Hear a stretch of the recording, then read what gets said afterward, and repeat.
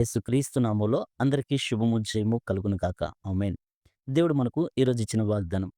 సామెతల గ్రంథము 10వ అధ్యాయము 29వ వచనం చూద్దాం. యథార్థవంతునికి యెహోవా ఏర్పాటు ఆశ్రయదుర్గము. అయితే ఈ వచనం ఫుల్‌గా చదివితే పాపం చేయువారికది నాశనకరము. అంటే యెహోవా ఏర్పాటు యథార్థవంతులకేమో ఆశ్రయదుర్గముగా ఉంటుందంట. పాపం చేసేవారికేమో అది పతనంగా ఉంటుందంట. అయితే మనం ఎట్లాంటి జీవితం జీవిస్తున్నాం? శిక్షకరమైన జీవితాన్ని జీవిస్తున్నామా? దేవుని యొక్క ఆశ్రయ దుర్గం కలిగిన జీవితాన్ని జీవిస్తున్నామా? అట్లాంటి జీవితం మనకు కావాలి అంటే, దేవుడే మనకు ఆశ్రయ దుర్గంగా ఉండే జీవితం మనకు కావాలి అంటే, మొట్టమొదటిగా మనము యథార్థంగా జీవించాలి. అందుకే ప్రభు సెలవిచ్చేదేంటంటే, దేవుడు మనకిచ్చిన వాగ్దానం ఏంటంటే, యథార్థవంతునికి యెహోవా ఏర్పాటు ఆశ్రయ దుర్గము. అంటే ఉదాహరణకి దేవుని మార్గం ఒకటే ఉంటుంది. ఆ మార్గంలో మనం ఎలా ఉన్నాము? మన మార్గం ఎలా ఉంది? దేవుని పట్ల మన నమ్మకత్వం ఎలా ఉంది? దేవుని పట్ల మన నీతి, నిజాయితీ ఎలా ఉంది? అందుకనే యథార్థంగా దేవుని మార్గంలో జీవిస్తే ఆయన బలంగా ఉంటాడు, రక్షణకరంగా ఉంటాడు. మనకి ఎన్ని పరిస్థితులొచ్చినా మనకొక ధైర్యంగా ఉంటారు. అదే మార్గంలో మనం ఉంటూ గూడా అవిధేయకరంగా ఉంటే అది మనకి శిక్షగా ఉంటుంది. బాధాకరమైనగా జీవితంగా ఉంటుంది.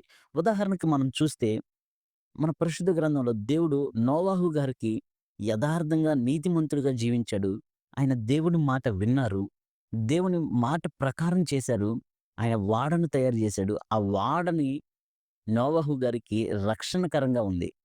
మరి అదే జలప్రళయం వచ్చినప్పుడు అనేక మంది జనానికి అది ఒక పతనంగా ఉంది. నాశనకరంగా ఉంది. కాబట్టి ఎవరైతే యథార్థంగా జీవిస్తారో వారికి దేవుడు బలముగా ఉంటారు. రక్షణకరంగా ఉంటారు. ఆశ్రయదుర్గంగా ఉంటారు. కాబట్టి ఈ యొక్క ఆశ్రయదుర్గము దేవుడు ఇజ్రాయేలీయులకి ఆశ్రయదుర్గాలు ఆహ్, కట్టించారు. పొరపాటున తెలియక ఎవరైనా ఏ మనిషినైనా హత్య చేస్తే ఆ ఆశ్రయదుర్గంలోకి వెళ్ళినప్పుడు అది నీకు రక్షణకరంగా ఉంటుంది. ఎవరు గూడా నిన్ను చంపకూడదు.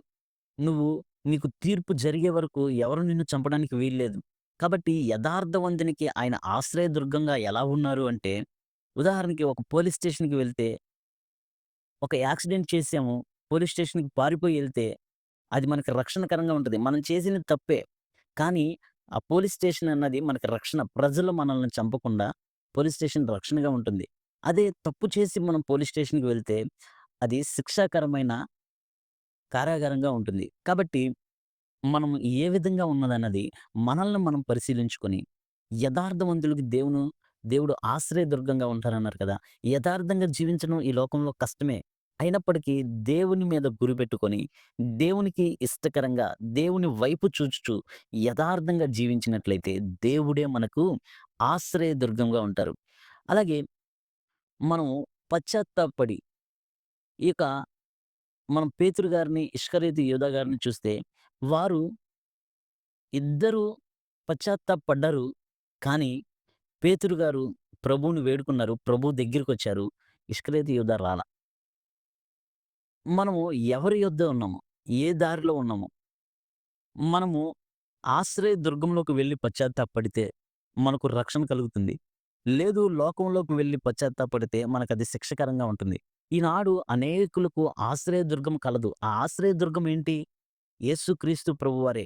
ఎవరైతే పాపం చేసి దేవుని యొద్ద ఒప్పుకుంటారో ఎంత ఘోర పాపికైనా దేవుడు దేవుని యొద్ద క్షమాపణ ఉంది. దేవుడే మనకు ఆశ్రయదుర్గము.